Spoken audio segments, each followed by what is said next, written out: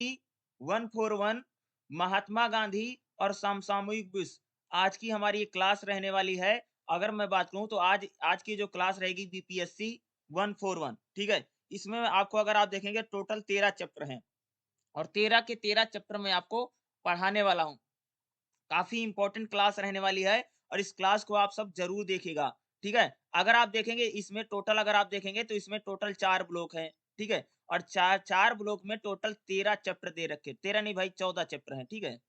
14 chapter हैं और 14 के 14 चैप्टर हम लोग देखेंगे, यानी इसमें चैप्टर 1 से लेकर के चैप्टर 14 तक मैं आपको सारे चैप्टर पढ़ाऊँगा, जो-जो इम्पोर्टेंट रहेगा या जो आपके एग्ज़ाम में इम्पोर्टेंट क्वेश्चंस आ सकते हैं या आपके एग्ज़ाम में इम्पोर्टेंट क्वेश्चंस पूछा जा सकता है। पूरी बुक महात्मा गांधी को रिलेट करके ही इसमें लिखी गई है और महात्मा गांधी के बारे में ही हमें आपको पूरा पढ़ना है। इससे पहले भी मैंने क्लासेस पढ़ा रखी है, आप लोग उसको भी जाकर के उन क्लासेस को भी जाकर के आप ज़रूर देख सकते हैं, ठीक है? उसको भी अगर आप देखेंगे तो आपको बहुत सारा मदद मिलेगा, हेल्प ज़रूर मिलेगा, ठीक है? चलिए हम लोग इस क्लास को शुरू करते हैं। तो पहला चैप्टर देखिए हमारा क्या है, चैप्टर नंबर फर्स्ट क्या देखिएगा, गांधी और जीवन काल। यानी पहले चैप्टर में महात्मा गांधी के बारे में ही सारा बता रखा है। जैसे महात्मा गांधी का बचपन कैसे था या इंग्लैंड में बिताए दिन कैसे हैं। दूसरा अगर आप देखो दक्षिण अफ्रीका में महात्मा गांधी ने किस प्रकार से संघर्ष किया है और भारत में महात्मा गांधी के संघर्ष कैसे रहे हैं, ठीक है? ये 3-4 क्वेश्चन जो इंपॉर्टेंट रह सकते हैं, ठीक है? तो जैसे पहला देख लेते हैं महात्मा गांधी का बचपन। देखो भाई, महात्मा गांधी का जो पूरा नाम है मोहनदास करमचंद गांधी था और इनका जन्म 2 अक्टूबर यानी 1869 को हुआ था, पोरबंदर गुजरात में हुआ था। महात्मा गांधी का जन्म कब हुआ था? 2 अक्टूबर को हुआ था और पोरबंदर गुजरात में हुआ था। इनके माता माता और पिता अगर आप बात करें लोग, इनके जो पिता हैं उनका नाम करमचंद गांधी था और इनकी माँ का जो नाम था पुतलीबाई था। हालांकि गांधी जी जाति के व्यापारी यानी बनिया थे, ठीक है? क्योंकि वह महत्वपूर्ण राजनीतिक पदों पर पहुंच गए थे। अगर आप देखोगे तो महात्मा गांधी जो थे वह जाति से बनिया थे। मोहनदास के पिता पोरबंदर के मुख्य प्रशासक और पोरबंदर के न्यायालय के सदस्य। अगर आप देखो महात्मा गांधी के जो पिताजी थे वह ये न्यायालय में काम करते थे, ठीक है? और उनके दादाजी समवर्ती छोटे राज जूनागढ़ के थे। गांधी जी विभिन्न धार्मिक वातावरण में पढ़े बले थे। अगर आप देखोगे महात्मा गांधी का जो पूरा जीवन था वह धार्मिक वातावरण में काफी बीता था। इनके माता पिता मुख्य रूप से क्या थे, वैष्णव संप्रदाय से थे, ठीक है? इनके माता पिता क्या थे, मुख्य रूप से अगर हम देखेंगे कहाँ से थे भाई, बात करें तो महात्मा गांधी का जो पूरा जीवन था वह धार्मिक वातावरण में पला था। इनके माता पिता मुख्य रूप से हिंदू वैष्णव थे। उनकी माँ प्रमाणी संप्रदाय से थी, जो कि हिंदू और मुस्लिम धर्मों की मान्यता से मेल था, ठीक है? यानी महात्मा गांधी का अगर आप देखें तो पूरा जीवन जो था धार्मिक जीवन था काफी, ठीक है? उन पर हिंदू धर्म और मुस्लिम धर्म दोनों का प्रभाव पड़ा था। उनके जीवन भर के किए गए धार्मिक व्रत उनके बेटे पर एक अमिट छाप छोड़ते थे। यानी महात्मा गांधी की जो माताजी थी, ठीक है? क्या थी, काफ़ी धार्मिक थी, ठीक है? उनके पिता के दोस्तों में कई जैन शामिल थे, जिन्होंने अहिंसा और सत्य अनुसरण के सत्य सिद्धांत की शिक्षा दी। गांधी को ईसाई मिशनरियों से अवगत कराया गया था, लेकिन उनके बचपन में ईसाई धर्म की महत्वपूर्ण उपलब्धि उपस्थित नहीं है। बहुत सी हिंदुओं की तरह उन्होंने कई तरह के धार्मिक मान्यताओं को स्वीकार किया, लेकिन ना तो उन्हें अपने या किसी दूसरे धार्मिक संप्रदाय का कोई गहरा ज्ञान था। गांधी जी एक शर्मीले और औसत दर्जे के छात्र, यानी महात्मा गांधी क्या थे, काफी शर्मीले थे, बहुत शर्माते थे और पढ़ाई लिखाई में बहुत बहुत अच्छे नहीं थे। एक औसत दर्जे के छात्र थे। अपनी स्कूली शिक्षा के दौरान उनका प्रदर्शन जो था काफी मीडियम रहता था, बहुत अच्छा नहीं था। लेकिन उनकी शादी कस्तूरबा बाई से, महात्मा गांधी की जो शादी है वह कस्तूरबा बाई से हुई थी जब वह मात्र 13 साल के थे। नहीं, मात्र 13 साल की आयु में महात्मा गांधी की शादी हो गई थी, ठीक है? गांधी जी के जीवन की घटनाएं उनके परिणाम स्वरूप 2 अपरिपक्व मन पति और पत्नी की वैक्स भूमिकाओं में बसने की कोशिश कर रहे थे। उन्होंने बाल विवाह का विरोध ही बना दिया था। महात्मा गांधी का विवाह जो भाई बाल विवाह था, लेकिन इसलिए कह सकते हैं महात्मा गांधी बाल विवाह के विरुद्ध भी हमको दिखाई देते हैं। मोहनदास के बचपन के शुरुआती साल पोरबंदर में बीते। वह अपनी उम्र के अन्य शरारती बच्चों जैसे ही थे, जो शिक्षकों की पीठ पीछे उनका नाम रख देते थे। उन्होंने स्कूल का आनंद लिया, लेकिन फिर उन्हें पढ़ा याद करना आसान नहीं होता। अगर आप देखो मोहनदास करमचंद गांधी जो काफी औसत दर्जे के छात्र थे, ठीक है। शुरुआती पढ़ाई इनका पोरबंदर में हुआ था, लेकिन बाद में कह सकते हैं पोरबंदर से राजकोट चले गए थे। बाद में महात्मा गांधी क्या थे भाई, पोरबंदर से निकल करके राजकोट चले गए। उधर मोहनदास को प्राथमिक विद्यालय में भर्ती कराया गया था। युवा गांधी भी बहुत शर्मीले थे, काफी शर्मीले थे। वह बहुत समय के पाबंद थे। उन्हें देर से स्कूल जाना पसंद नहीं था। स्कूल बंद होने के बाद वह तुरंत घर वापस आ जाते थे। बाद में थोड़ा बड़ा होने के बाद उन्हें सड़कों और समुद्र के किनारे खेलना शुरू किया। मोहनदास एक सामान्य छात्र थे, इतने डरपोक की किशोरावस्था में कि अंधेरे में भी नहीं सोते थे। महात्मा गांधी डरते बहुत थे भाई मेरे बचपन में, ठीक है। क्या थे, डरते बहुत ज्यादा थे। अंधेरे में जाते भी नहीं थे, सोते भी नहीं थे। आगामी वर्षों में किशोरों ने विद्रोह में धूम्रपान, मांसाहार, घरेलू नौकरों के पैसे भी चोरी किए। महात्मा गांधी जो है भाई धूम्रपान भी करते थे, मांसाहार का भी सेवन करते थे बचपन में, और घरेलू नौकरों के पैसे भी चोरी किए। एक बार उन्हें अपने भाई के सोने के बाजूबंद चुरा लिए। वह अपने पिता से डरते थे, उनसे मिलने वाली किसी सजा के कारण नहीं, बल्कि अपने पिता को बहुत पीड़ा देने के कारण। उन्होंने अपनी पिता को लिखित रूप में कबूल किया कि इन सबसे बाहर निकलने की कोशिश की। तो महात्मा गांधी में भी भाई बहुत सारी बुराइयां थी, लेकिन उसके बाद भी देखोगे काफी आगे बढ़ते हैं, ठीक है। वह खुद पर शर्मिंदा थे। कांपते हाथों से उन्होंने पत्र को पिता को दे दिया। गांधी जी अहिंसा के प्रतिक्रिया की उम्मीद थी। उनके पिता उस समय बीमार थे। वह बैठ गए और पढ़ने के बाद बेटे ने क्या लिखा है, उनकी आंखों में आंसू भर आए और उन्होंने बस उसे पत्र को फाड़ दिया। उनके पिता से अपेक्षा तो नहीं थी, लेकिन स्पष्ट स्वीकृति इस तरह से पाप कभी नहीं कर सकते। देखो अगर हम बात करें तो मोहनदास करमचंद गांधी जो है बचपन में काफी शर्मीले हैं, ठीक है, और काफी औसत दर्जे के छात्र हैं, ठीक है। बचपन पूरा पोरबंदर में बीता। बाद में कह सकते हो कि माता पिता के साथ राजकोट चले आए और राजकोट में इन्होंने अपनी शिक्षा की, ठीक है। और आगे जैसे जैसे बड़े होते हैं, 10वीं यानी कह सकते हैं मिडिल क्लास की पढ़ाई करने के लिए क्या होते हैं, या इंग्लैंड जाते हैं। तो महात्मा गांधी का ये पूरा बचपन इसी प्रकार से बीता था, ठीक है। मोहन यानी मोहनदास करमचंद गांधी 1887 में बॉम्बे विश्वविद्यालय से मैट्रिक परीक्षा पास की थी। कहां से, बॉम्बे विश्वविद्यालय से मैट्रिक, यानी मैट्रिक क्या होता है, 10वीं परीक्षा होती है, 10th क्लास की परीक्षा उन्होंने क्या की थी, पास की थी। उसके बाद बात करें इंग्लैंड में बिताए गए दिन। देखो 4 सितंबर 1888 को मोहनदास बॉम्बे से इंग्लैंड के लिए रवाना हुए। मोहनदास बोर्ड पर अपनी पहली सुबह कभी नहीं भूले।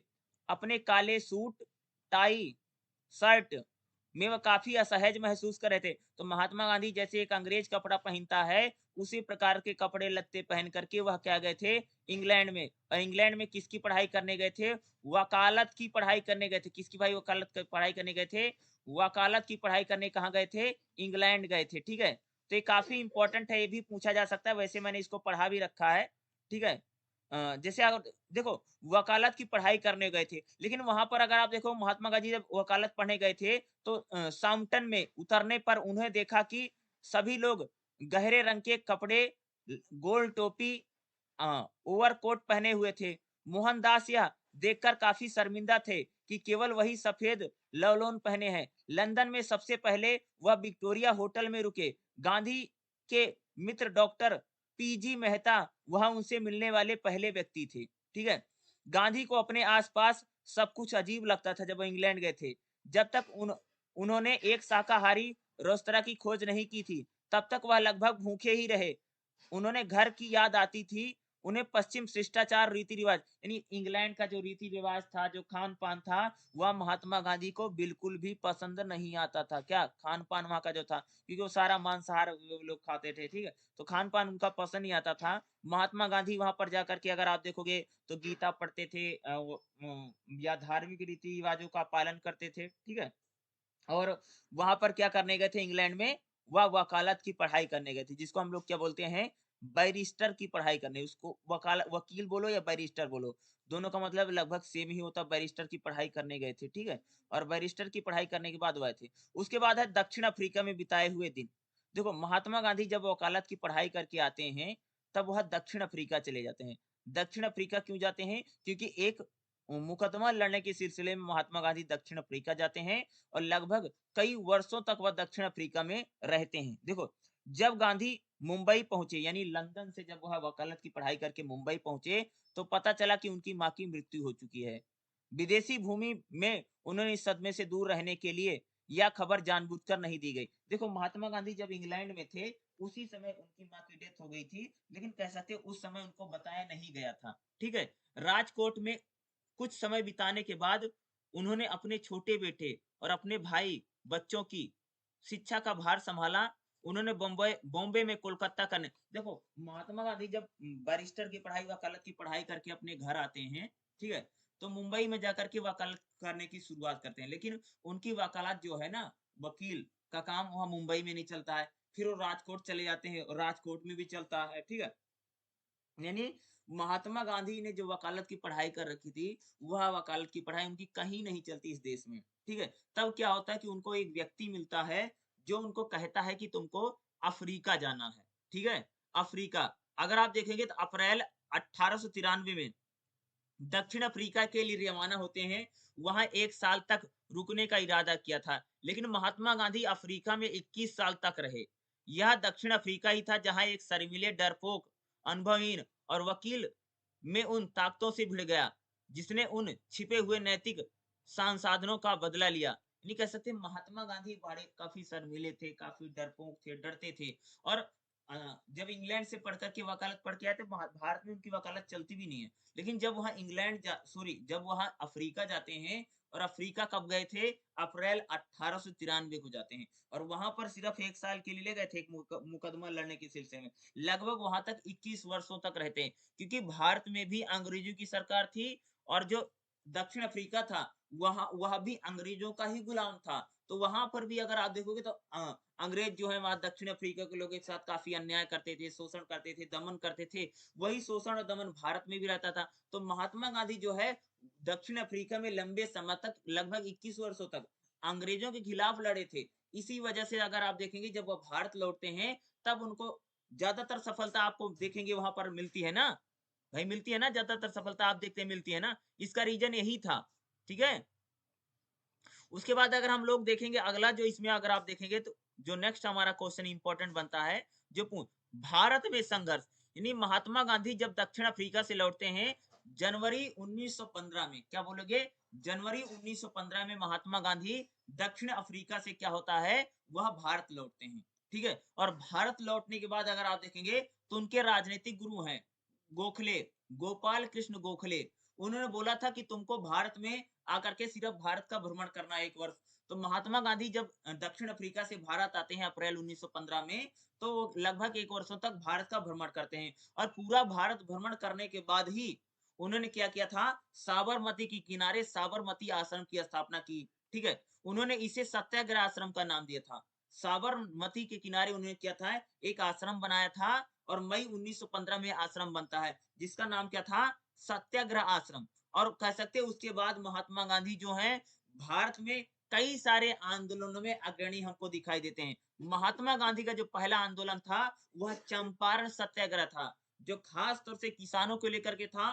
ठीक है। और आगे देखोगे तो महात्मा गांधी का पहला आंदोलन कौन था भारत में, अगर आप देखेंगे तो वह चंपारण सत्याग्रह था, बिहार के चंपारण में, जहां वह 1917 में गरीब किसानों के अनुरोध पर कह सकते हैं वहां पर गए थे, और वहां पर उनको सफलता भी प्राप्त हुई थी। ठीक है। दूसरा महात्मा गांधी का जो आंदोलन है खेड़ा, खेड़ा में भी अगर आप देखोगे तो वह भी किसानों को लेकर के वहां पर उन्होंने आंदोलन किया था। उसके बाद अहमदाबाद मिल मजदूर हड़ताल है।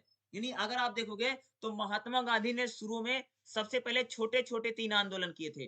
तो जैसे पहला आंदोलन उनका क्या था, चंपारण सत्याग्रह, क्या है, चंपारण, चंपारण सत्याग्रह।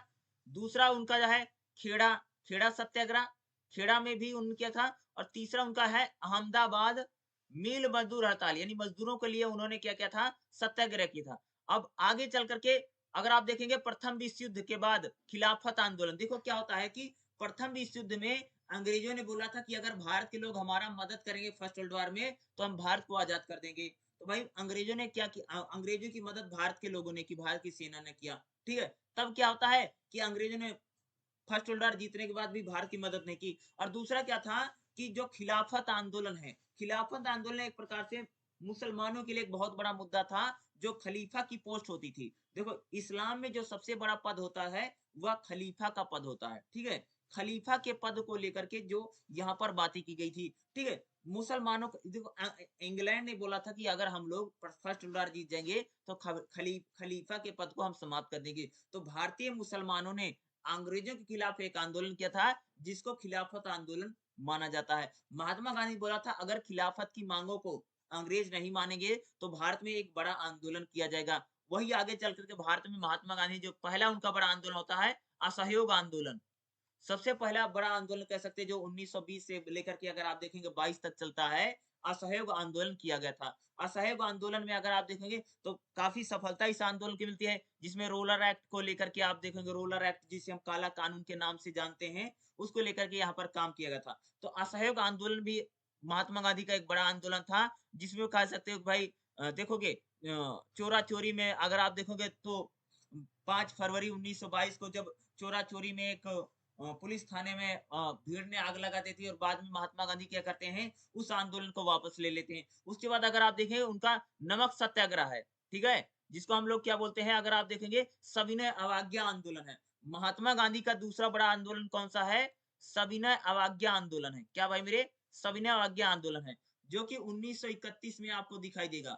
1931 में नमक सत्याग्रह दांडी मार्च वाला जो आंदोलन है इसी में आता है। साइमन कमीशन, जब भाई Simon commission go back, Simon commission को गो बैक के नारे लगते हैं। और नमक सत्याग्रह जिसको हम क्या बोलते हैं सविनय अवज्ञा आंदोलन, दांडी मार्च को लेकर के आंदोलन है। उसके बाद है गोलमेज सम्मेलन होता है। भाई गोलमेज सम्मेलन में क्या था अगर आप देखेंगे तो भारत के लिए नियम कानून बनने थे। महात्मा गांधी को बुलाया जा रहा था लेकिन महात्मा गांधी नहीं गए थे गोलमेज सम्मेलन में। और महात्मा गांधी का जो तीसरा सबसे बड़ा आंदोलन, जो आखिरी आंदोलन, उसको बोला जाता है भारत छोड़ो आंदोलन। यह 1942 में हुआ था। कब हुआ था? 1942 में भारत छोड़ो आंदोलन किया था, जिसमें करो और मरो का नारा दिया गया था। क्या? जिसमें क्या किया था भाई मेरे? करो या मरो का नारा दिया गया था। महात्मा गांधी का तीसरा सबसे बड़ा आंदोलन है। और गांधी को 9 अगस्त 1942 को गिरफ्तार कर लिया गया था। 2 साल तक पुणे में उनको रखा गया था, ठीक है। और उनकी पत्नी कस्तूरबा और उनके सचिव सहदेव की मृत्यु भी इसी समय हो गई थी। 1943 के अंत में भारत छोड़ो आंदोलन समाप्त हो गया, जब अंग्रेजों को यह संकेत दिया कि पूरी सत्ता भारत के लोगों को हस्तांतरित कर दी जाएगी। गांधी ने आंदोलन बंद कर दिया। परिणाम स्वरूप कह सकते लगभग 1 लाख राजनीतिक कैदियों को इस समय रिहा कर दिया था। तो भारत छोड़ो जो आंदोलन महात्मा गांधी का आखिरी और सबसे बड़ा आंदोलन है। उसके बाद आप सबको पता है कि भारत में स्वतंत्रता और संविधान को लेकर के अंग्रेज एक कमेटी बनाते हैं, भारत का विभाजन होता है। और अगर आप देखेंगे 30 जनवरी, क्या भाई मेरे? 30 जनवरी 1848 को, 30 जनवरी 1848 को महात्मा गांधी की हत्या कर दी जाती है। और इनकी हत्या जो है जब उन्हें एक कट्टरपंथी, क्या है, जब उन्हें एक कट्टरपंथी नाथूराम गोडसे ने नजदीकी से गोली मारी। नाथूराम एक हिंदू कट्टरपंथी था जिसने पाकिस्तान के विभाजन भुगतान देकर के भारत को कमजोर करने के लिए गांधी को जिम्मेदार माना था। गोडसे ने उनके एक साजिशकर्ता नारायण आप्टे और बाद में मुकदमा चला और उन्हें दोषी ठहराया गया। 15 नवंबर 1949 को उन्हें मृत्युदंड दिया गया था। कैसे? महात्मा गांधी को 30 अक्टूबर 1948 को क्या कर दी थी? गोली मार दी। किसने मारी थी भाई? एक कट्टरपंथी जिसका नाम क्या है? नाथूराम गोडसे ने इनको गोली मार दिया था, ठीक है। ये क्वेश्चन आपके आ सकता है कि महात्मा गांधी ने भारत में कौन कौन से काम किए थे, क्या क्या चीजें की थी। इसको लेकर के आपके एग्जाम में क्वेश्चन जरूर पूछा जा सकता है। पहला चैप्टर काफी इंपॉर्टेंट है और इससे आपके एग्जाम में क्वेश्चन आ सकता है, ठीक है। इसको ध्यान में रखिएगा, ठीक है। चलिए अगला देख लेते हैं इसमें जो रहेगा, ठीक है। पहले चैप्टर के बाद जो हमारा सेकंड चैप्टर रहेगा, चैप्टर नंबर 2 देखिएगा क्या रहा है। चैप्टर नंबर 2 है गांधी की आधुनिक सभ्यता और वैकल्पिक आधुनिकता की अवधारणा। ये आपके लिए इंपॉर्टेंट हो सकता है। जैसे गांधी की सभ्यता पर विचार क्या है, काफी इंपॉर्टेंट, कई बार एग्जाम में पूछा गया है कि सभ्यता पर गांधी के विचार क्या है। या दूसरा जो हमारे लिए इंपॉर्टेंट हो सकता है, आधुनिक सभ्यता और भारत की स्वतंत्रता को कैसे नुकसान हुआ है, ठीक है। या अगर आप देखें औद्योगिकरण और मशीनीकरण की क्या करते थे गांधी? आलोचना करते थे। क्यों करते थे? इन चीजों को भी हम लोग क्या देखेंगे, ठीक है, जो कि आपके लिए काफी इंपॉर्टेंट हो सकता है। देखिएगा गांधी की सभ्यता का विचार क्या है। देखो गांधी अपने विचारों और सभ्यता की अवधारणा पश्चिमी सभ्यता की सकारात्मक और नकारात्मक विशेषताओं, आधुनिक सभ्यता और भारतीय सभ्यता और पश्चिम सभ्यताओं के बीच तुलना के बारे में किया। देखो महात्मा गांधी ना जो हमारी भारतीय सभ्यता है उसमें ज्यादा विश्वास करते थे। महात्मा गांधी जो अंग्रेजी सभ्यता है, जो यूरोप की सभ्यता है, ठीक है, उसकी सभ्यता में महात्मा गांधी को विश्वास नहीं था। ठीक है, महात्मा गांधी ने एक अखबार निकाला था जिसमें इंडियन ओपिनियन गुजराती संस्करण में उन्होंने 2 वर्षों में उसे क्या किया था, प्रकाशित किया था। और गांधी के विचारों में यह एक रूपता और नैतिकता का दृष्टिकोण जो खुद के नहीं बल्कि देशवासियों की सक्रिय और रचनात्मक जीवन जीने की इच्छा पर था। देखो महात्मा गांधी जो है ना वो भारतीय सभ्यता में विश्वास करते थे। ठीक है, और महात्मा गांधी कहते थे कि जो हिंसा है ना वो गैर भारतीय है, यानी हिंसा हम लोगों की सभ्यता नहीं है या हम लोगों का विचार नहीं है, इसे भारतीय सभ्यता के विपरीत माना था। ठीक है, ठीक है, उन्होंने अपनी बात स्पष्ट की थी। यानी कहने का मतलब है कि महात्मा गांधी हिंसा को गैर भारतीय मानते थे कि भाई एक भारत के लोगों की सभ्यता नहीं, संस्कृति नहीं है, इसको मानते थे। ठीक है, हिंसा को लेकर के। इसी के साथ महात्मा गांधी अराजकतावादी हिंसाग्रस्त भारतीय राष्ट्रवाद का सामना करना था। गांधी ने उल्लेख किया है कि हिंद स्वराज में यह देखने के लिए लिखा है, महात्मा गांधी देशवासियों को हिंसा की आत्मघाती नीति का पालन कर रहे थे। अगर वह अपने गौरवशाली सभ्यता की ओर लौटते हैं या तो इसे अंग्रेज बाद में अपना कर भारतीय बन जाएंगे या भारत पर शासन करने की रुचि खो देंगे। देखो महात्मा गांधी सत्य और अहिंसा के साथ चल रहे थे। उनका मानना यही था कि या तो अंग्रेज हम लोगों की तरह सभ्य बन जाएंगे या तो हमारा देश छोड़ करके चले जाएंगे। ठीक है, ये महात्मा गांधी का ऐसा मानना था। इसके अलावा महात्मा गांधी भारतीय सभ्यता, भारतीय समाज की आध्यात्मिकता, नैतिकता, श्रेष्ठता जैसी चीजों में क्या था, उनका विश्वास था। ठीक है, अगर हम महात्मा गांधी की बात करें, महात्मा गांधी जो है, महात्मा गांधी के अनुसार अगर आप देखोगे जैसे लालच है, आक्रामकता है, उपनिवेशवाद है, साम्राज्यवाद है, युद्ध है, असमानता है, शोषण है, गरीबी है, विलासता है, ठीक है, ये सारी चीजें जो है ना, अश्लीलता है, नैतिकता अनैतिकता है, व्यवसायिक शिक्षा, अलगाव है, ये सारी चीजें अगर आप देखेंगे इसको मानते थे ये नकारात्मक चीजें हैं और ये पश्चिम की सभ्यता है। क्या है? ये पश्चिम की सभ्यता है, यह भारतीय सभ्यता नहीं है। भारतीय सभ्यता में लालच, आक्रामकता, उपनिवेशवाद, साम्राज्यवाद, शारीरिक सुख, विलासता, ये सारी चीजें हमारे भारतीय संस्कृति में नहीं है, बल्कि ये सारी चीजें पश्चिम की संस्कृति में है। ठीक है, गांधी ने इन सब की क्या किया, आलोचना की है। महात्मा गांधी ने जो विदेशी संस्कृति होती है, उनका खान पान हो, उनका पहनावा, उनका कल्चर हो, उसकी आलोचना करते थे। महात्मा गांधी खादी की बात करते थे, भैया खादी का कपड़ा पहनो, भारतीय व्यंजन खाओ, हमारे जो रीति रिवाज हैं उनका पालन कीजिए। ठीक है, और महात्मा गांधी सत्य और अहिंसा में, महात्मा गांधी मानते थे जो सत्य है वह भारतीय परंपरा है और जो अहिंसा, हिंसा है, हिंसा विदेशी चीज है, भारतीय सभ्यता में हिंसा नहीं है, भारत के लोग हिंसा नहीं करते हैं। गांधी के अनुसार सभ्यता की आचरण की वह विधि है जो मनुष्य के कर्तव्य पथ की ओर अग्रसर करती है। महात्मा गांधी कहते थे सभ्यता, सभ्यता वह चीज होती है जो हमें अच्छे मार्गों पर ले जाती है, अच्छा काम करने के लिए प्रेरित करती है। महात्मा गांधी क्या कहते थे, भाई मेरे सभ्यता वह चीज होती है जो हमें अच्छे काम करने के लिए प्रेरित करती है। कर्तव्य का प्रदर्शन, नैतिकता का पालन अनिवार्य परिवर्तनीय शब्द है, यानी हम लोगों को अपनी नैतिकता और कर्तव्यों का पालन करना चाहिए। यही हमारी सभ्यता है, यही हमारी संस्कृति है। हिंद स्वराज में सभ्यता नामक अध्ययन में महात्मा गांधी ने आधुनिक यानी पश्चिम की सभ्यता पर अपने विचार लिखे हैं। उन्होंने विस्तार से बताया सभ्यता शब्द से किस स्थिति का वर्णन किया है। महात्मा गांधी बताते हैं कि इसमें रहने वाले लोगों के जीवन का उद्देश्य जन कल्याण होगा। महात्मा गांधी सभ्यता को बताते हैं कि भाई मेरे, हमारा उद्देश्य जीवन में लोगों का कल्याण करना है।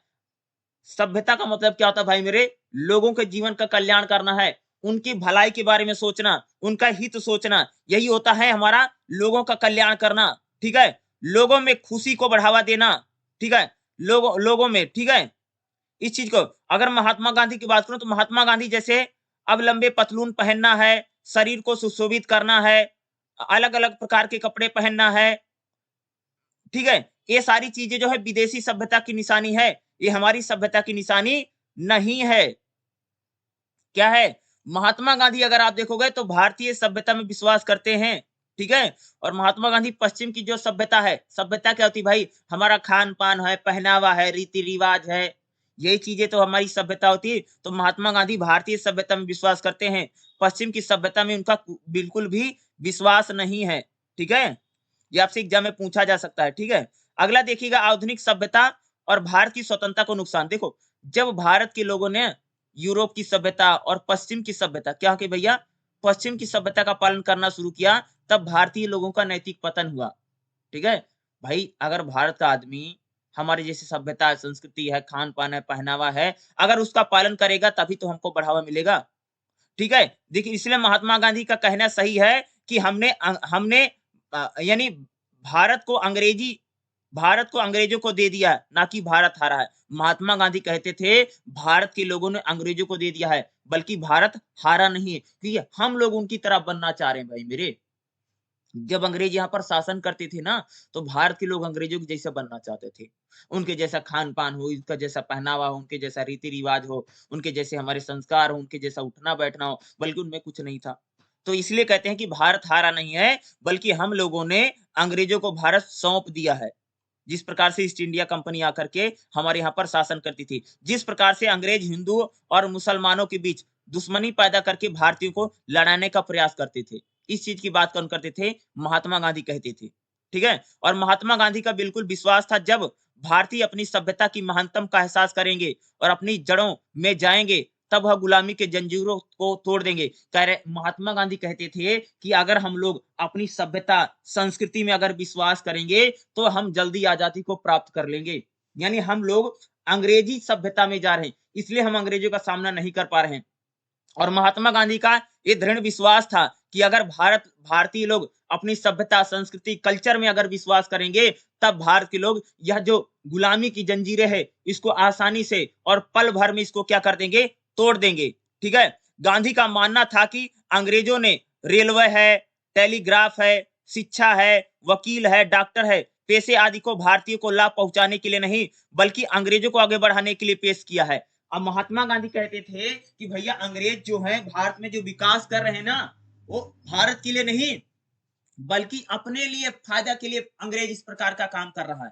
ठीक है, महात्मा गांधी का ये कहना था, भाई अंग्रेज जो है अपने फायदे के लिए भारतीय लोग भारत में विकास कर रहे हैं, बल्कि वह भारत का विकास नहीं चाहते हैं, भारतीय लोगों की मदद करना नहीं चाहते हैं। वो तो सिर्फ भारत को लंबे समय तक गुलाम बनाना चाहते हैं। और हम लोग जब तक हम लोग अपनी सभ्यता संस्कृति कल्चर खान पान पहनावा, यानी जब तक हम लोग अपनी सभ्यता को नहीं समझेंगे, या अपनी कह सकते हैं कि हम लोग जब तक अपनी महान सभ्यता का महान हमारी जो कल्चर है सभ्यता उसका एहसास नहीं करेंगे, तब तक हम अंग्रेजों के खिलाफ बड़ा आंदोलन बड़ा लड़ाई नहीं लड़ सकते हैं।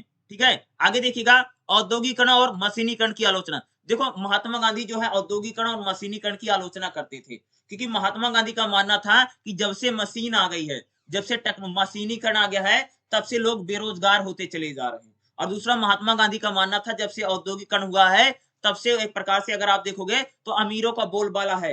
ठीक है, या कह सकते हैं औद्योगिकरण ने एक प्रकार से पूंजीपति वर्ग को जन्म दिया है, जो एक प्रकार से बहुत सारा पैसा कमाता है और मजदूरों का क्या कर रहा है, शोषण कर रहा है। तो महात्मा गांधी जो औद्योगिकरण है, ठीक है, इंडस्ट्रियल रेवोल्यूशन जिसको बोलते हैं, और औद्योगिकरण और मशीनीकरण की क्या करते थे, महात्मा गांधी आलोचना करते थे। क्योंकि महात्मा गांधी का मानना था कि मशीनीकरण से कह सकते हो कि बड़ी संख्या में बेरोजगारी बढ़ रही है।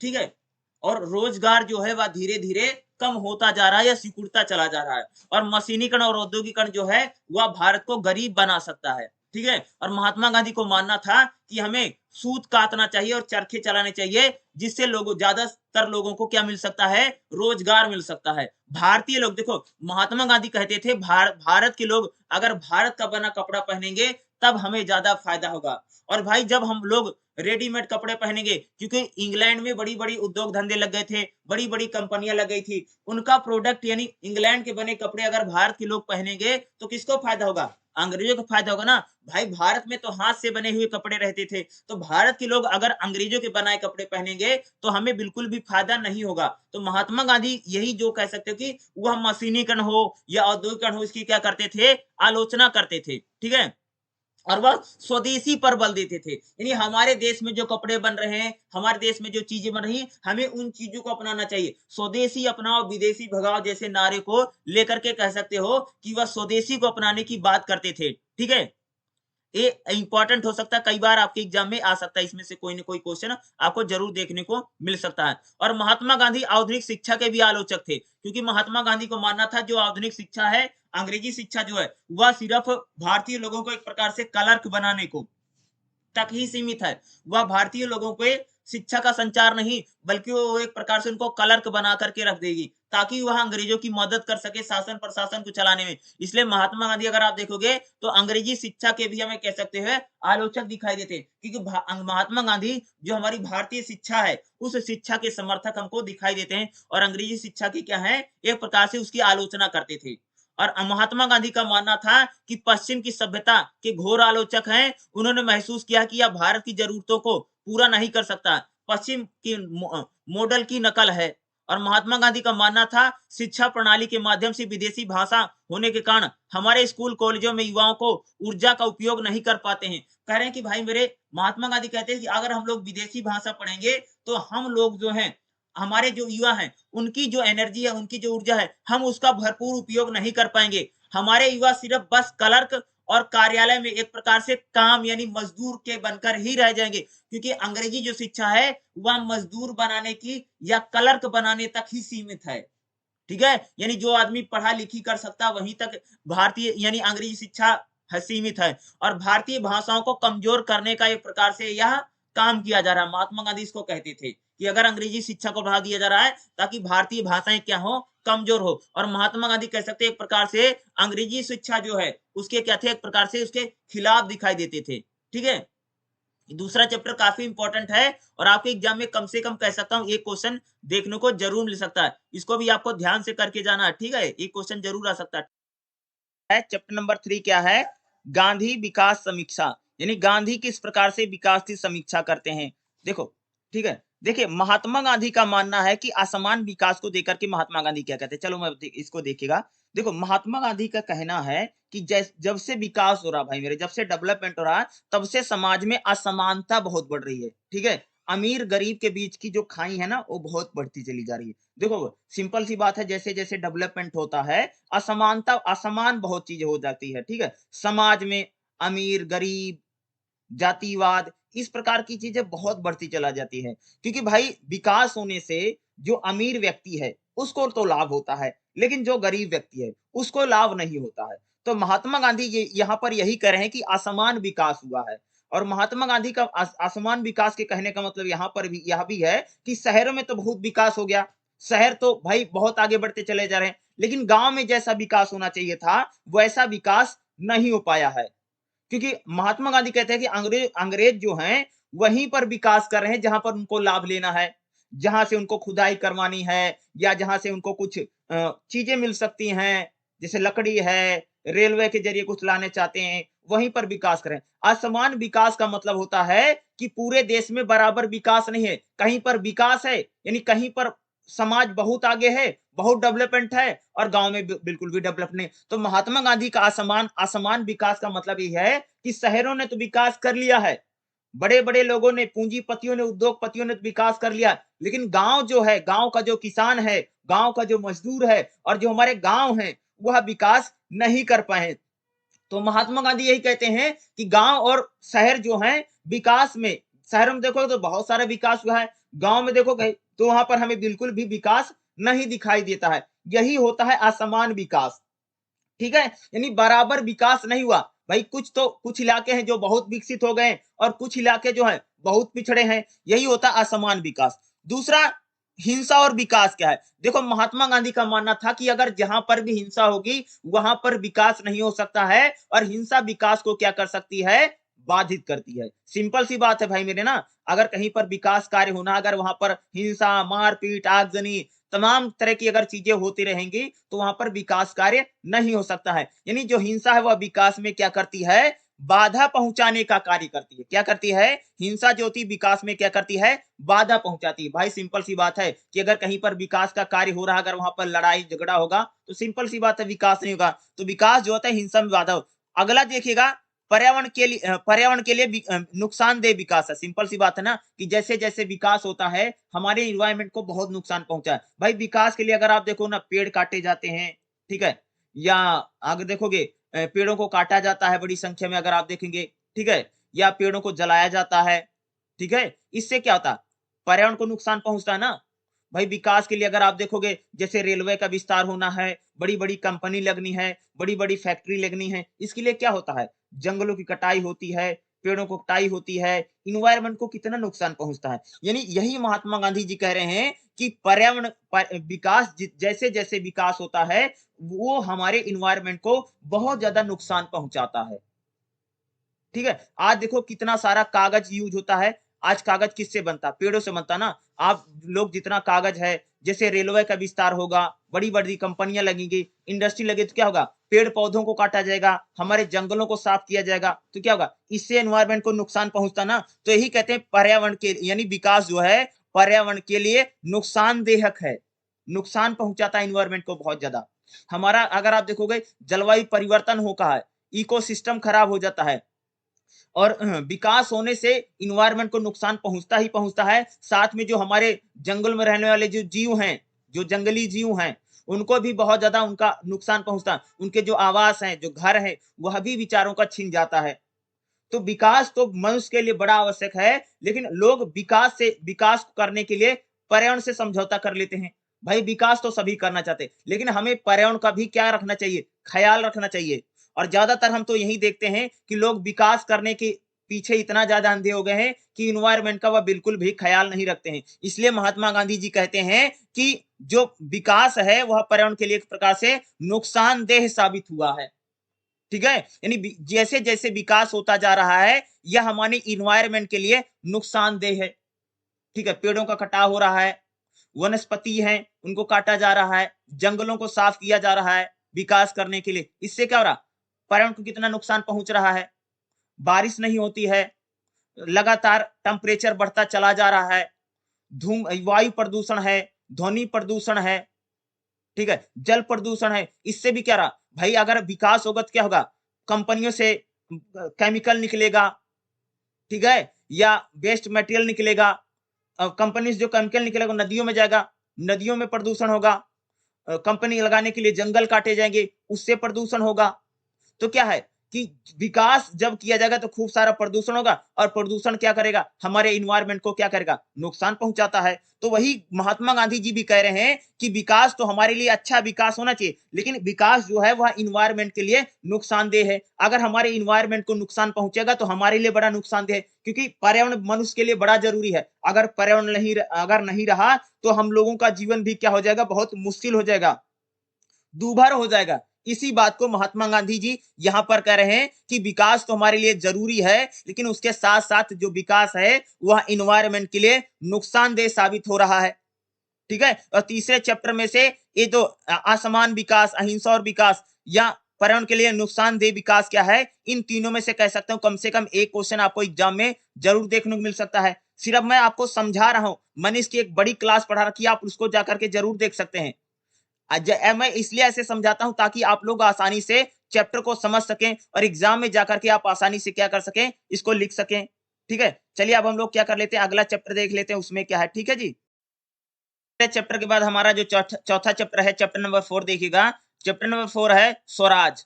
ठीक है, ये काफी इंपॉर्टेंट चैप्टर आपके एग्जाम में आ सकता है। जैसे स्वराज क्या होता है, राजनीतिक स्वराज, आर्थिक स्वराज और सामाजिक स्वराज क्या होता है। ये तीन इंपॉर्टेंट क्वेश्चन हो सकते हैं ये आपसे, राजनीतिक स्वराज, आर्थिक स्वराज या सामाजिक स्वराज के बारे में। स्वराज का मतलब होता है अपना शासन या अपना राज को ही हम क्या बोलते हैं, स्वराज बोलते हैं। ठीक है, चलिए हम लोग देख लेते हैं स्वराज क्या होता है। देखिएगा स्वराज क्या है, गांधी के आध्यात्मिक, राजनीतिक और सामाजिक आर्थिक विचारों में स्वराज की अवधारणा का बहुत महत्व। महात्मा गांधी ने सबसे ज्यादा जिस चीज पर बल दिया वह है स्वराज। उनके लेखों यानी उनके जो भाषण होते थे, उनके जो लेख होते, जो लिखते थे, उसमें अक्सर हमें देखने को स्वराज को मिलता है। उन्होंने भारतीय लोगों की भावनाओं को जागृत करने के लिए स्वराज का प्रयोग किया है। महात्मा गांधी जो है भारतीय लोगों की जो भावनाएं हैं उसको जागृत करने के लिए क्या किया है, स्वराज शब्द का प्रयोग किया है। ठीक है, उनके अनुसार स्वराज एक पवित्र शब्द था महात्मा गांधी के अनुसार अगर आप देखेंगे स्वराज क्या भाई मेरे, एक पवित्र शब्द है। यह एक वैदिक शब्द है जिसका अर्थ है स्वशासन या आत्म संयम। गांधी का मानना था कि राष्ट्रीय स्वराज उसी माध्यम से हासिल किया जा सकता है जो व्यक्तिगत स्वराज प्राप्त करने के लिए आवश्यक है। गांधी का मानना है कि राष्ट्रीय स्वराज के साथ ही व्यक्तिगत स्वराज प्राप्त करने के तरीके एक दूसरे के, देखो महात्मा गांधी का कहना यही था कि भाई भारत में अंग्रेज शासन कर रहे हैं, इस शासन को हटा करके हम लोगों का शासन लेकर के आना है, यही तो स्वराज है। स्व माने अपना और राज में होता शासन, अपना शासन लेकर के आना, यही होता क्या, स्वराज। ठीक है, देखिएगा गांधी का कहना है कि स्वशासन पूरी तरह से आंतरिक शक्ति, बाधाओं से लड़ने की क्षमता पर निर्भर करती है।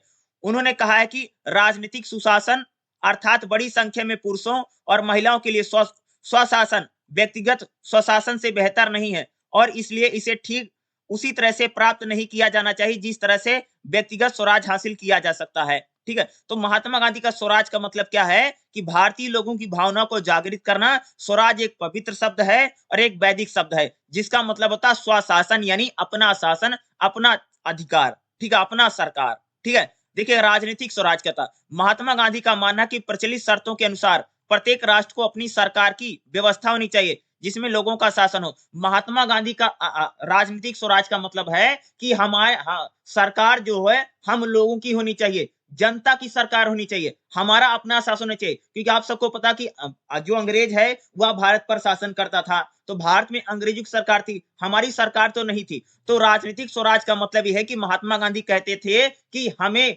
लोगों का शासन चाहिए, भारतीय लोगों की सरकार चाहिए, हमें इस देश में अंग्रेजों की सरकार की जरूरत नहीं है बल्कि भारतीय लोगों की सरकार की जरूरत है। महात्मा गांधी ने जोर देकर के कहा कि लोकतंत्र असंभव होगा यदि सत्ता सभी लोगों के द्वारा साझी नहीं की जाती है।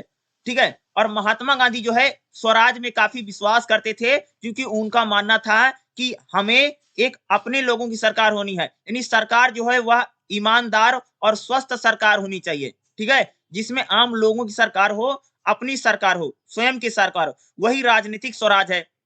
देखिएगा उनके अनुसार स्वराज से मतलब है कि भारत की सरकार लोगों की सहमति से हो, जो कि वैक्स आबादी पुरुष और महिलाओं के मूल रूप से अवश्य लोगों की सबसे बड़ी संख्या द्वारा।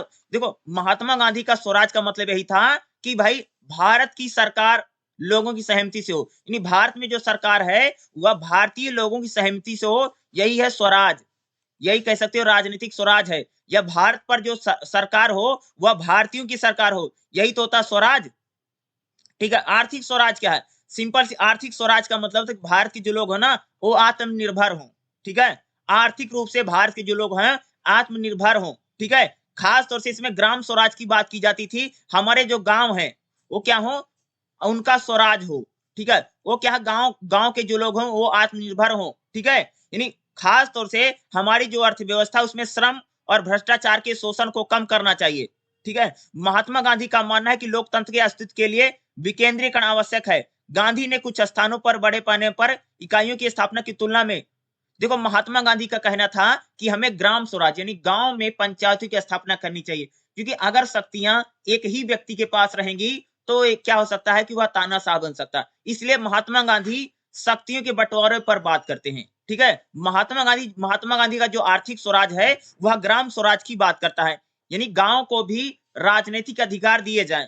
ठीक है, इसकी बात करते हैं। दूसरा, महात्मा गांधी स्वदेशी की बात करते हैं, स्वदेशी और खादी की। महात्मा गांधी का कहना यही था भैया कि स्वदेशी अपनाओ विदेशी भगाओ। इसका मतलब यही है कि हमें जो भारत में जो बने कपड़े हैं, जो उत्पाद हैं, जो चीजें हैं, हमें उनका प्रयोग करना चाहिए और भारत में जो खादी का कपड़ा बनता है हमें वो कपड़े पहनने चाहिए। यानी हमें ब्रिटेन की कंपनियों में, इंग्लैंड की कंपनियों में बने जो कपड़े हैं उनको हमें त्याग देना चाहिए, हमें उसका बहिष्कार करना चाहिए और भारत में जो स्वदेशी चीजें हैं उन चीजों का क्या करना चाहिए, हमको अपनाना चाहिए। ठीक है, तभी हम भारत का क्या होगा, भलाई हो सकती है। ये स्वराज है। सरपरस्ती क्या है, सरपरस्ती का मतलब होता कि गांधी के लिए आर्थिक स्वराज का मतलब है एक समतावादी समाज जो आगे चल करके लोकतंत्र का कारण होगा। ठीक है, सरपरस्ती का मतलब यही होता कि एक प्रकार से महात्मा गांधी जी यही कहते हैं कि हमें लोगों में एक प्रकार से विश्वास जगाना होगा कि हम लोग खुद मालिक बन सकते हैं या हमारी सरकार आ सकती है। ठीक है, अमीरों अमीरों को समाज में सरपरस्त होना चाहिए, दलितों के कल्याण के लिए अपने संसाधनों का उपयोग करना चाहिए। देखो सरपरस्त का मतलब क्या है कि महात्मा गांधी कहते हैं कि जो भाई जो अमीर वर्ग है, जो अमीर लोग हैं, वह गरीबों की मदद करें। क्या करें? वह गरीबों की मदद करें। महात्मा गांधी का यही विचार है जो सरपरस्ती बताता। सरपरस्ती का मतलब क्या है कि भाई मेरे जो अमीर अमीर लोग हैं, जैसे अंबानी है, अडानी है, पैसे वाले लोग जो हैं, यह गरीब लोगों की क्या करें? मदद करें। यही सरपरस्ती है। ठीक है। आजीविका और श्रम, महात्मा गांधी का सिंपल सा कहने का मतलब था कि भारत के लोगों को अपने लिए मेहनत करके कमाना चाहिए और मेहनत की रोटी खानी चाहिए। हमें अपनी आजीविका श्रम के जरिए चलानी चाहिए। मेहनत करके कमाओ खाओ, यही होता है आर्थिक स्वराज की नीति, यही है। ठीक है। आर्थिक स्वराज हो यही होगा। सामाजिक स्वराज क्या है? सामाजिक स्वराज का सिंपल सा मतलब है कि हमारे समाज में धर्म के आधार पर, जाति के आधार पर, पंथ के आधार पर, लिंग के आधार पर, भाषा के आधार पर किसी प्रकार का भेदभाव ना हो, यही सामाजिक स्वराज है। सामाजिक स्वराज का मतलब होता है कि समाज में सभी व्यक्ति गरिमा के साथ रहे, समाज में सभी व्यक्ति का सम्मान बना रहे, समाज में किसी प्रकार का भेदभाव ना हो, समाज में सभी एक समान रहे, यही होता है सामाजिक स्वराज।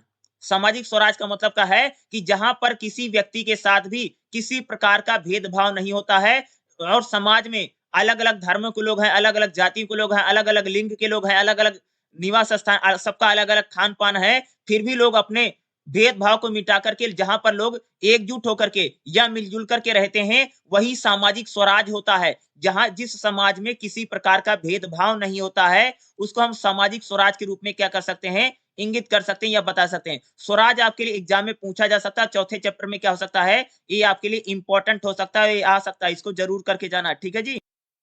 चैप्टर नंबर 5 क्या रहेगा भाई मेरे? स्वदेशी। स्वदेशी से सिंपल सा मतलब यही होता है कि महात्मा गांधी स्वदेशी के बड़े समर्थक हैं। महात्मा गांधी यही कहते थे कि भारत में जो बनी हुई चीजें हैं, हमें उन्हीं चीजों का प्रयोग करना चाहिए, उन्हीं चीजों का यूज करना चाहिए। भारत में जो कपड़े बनते हैं, भारत में जो चीजें बनती हैं, उन्हीं चीजों को हमें अपनाना चाहिए। और हमारे देश की जो तकनीकी है, जो निर्माण है, या भारत की जो टेक्नोलॉजी है, उसको ज्यादा से ज्यादा बढ़ावा देना चाहिए। हमें स्वदेशी चीजों को अपनाना चाहिए, बल्कि जो बाहरी चीजें हैं, जो ब्रिटेन से बनी कपड़े हैं, जो चीजें आकर के बिक रही हैं, हमें उनका प्रयोग नहीं करना चाहिए। भारत में जो बने कपड़े हैं, जो उत्पाद हैं, जो प्रोडक्ट हैं, हमें उनका जम करके क्या करना चाहिए? यूज करना चाहिए। इसी में जैसे स्वदेशी में अगर आप देखेंगे स्वदेशी क्या है, तो भाई स्वदेशी यही है कि भारत में जो बनी चीजें उनको अपनाओ।